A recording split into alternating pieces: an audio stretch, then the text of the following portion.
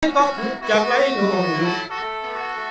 แต่ต้นไม้จึงล้วนมาเนื้อเศร้าจันนุ่ยโอเคหรือว่าน้องตีอันนี้สิต้นเจ้าจึงบ่เอาบ่นอเศร้าจันโน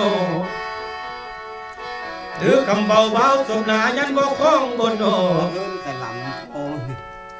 หรือว่าซ้ำบ้าบ่ลำนี้สิย่องเนื้อเลยก็คำบ้าบ่คือไร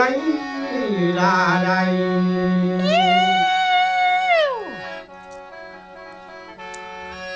โอ้ยน้อสาวจันคุณใส่เราเอ้ยไอ้ก็อยากไล่หนุ่มก็อยากไล่ลำแต่เด็กไอ้นี่อยากไล่หนุ่มสิมาเป็นยากคือกำเป็นเบิ่งเดน้อสาวจันคุณใส่เอ้ยบ่อยากเอิ้นแฟนเอิ้นซ้ำเดียวเอิ้นสาวหมอลำบ้านเฮาเบิ่งเดอยากเอิ้นเจ้าว่าเมียสินางลาวบ่ลาบ่มันเนี่ยมันว่าผมว่าทางปุ้ยโอ้ยน้อสาวจันเอ้ยย้ายได้มาเห็นหน้าเจ้าแต่แล้ว มันอีนี่มันไฟใหญ่เลย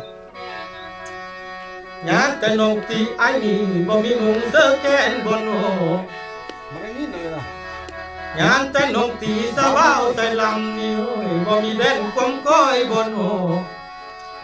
บ่มีซอยความขอมีกระตู้เป่าบาดเด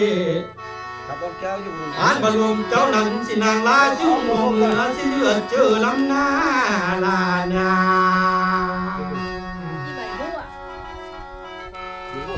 อ่านบ่าวใส่ลำมาหอดตรงนี้ที่สองเอาสิตัวก้อนใบก้อนมาเศร้าจันโนแขนใบจนบัดหนาดับปายเล่นหองที่ไหนมาแต่งนงได้ลาใดโอ้ยไม่ต้อง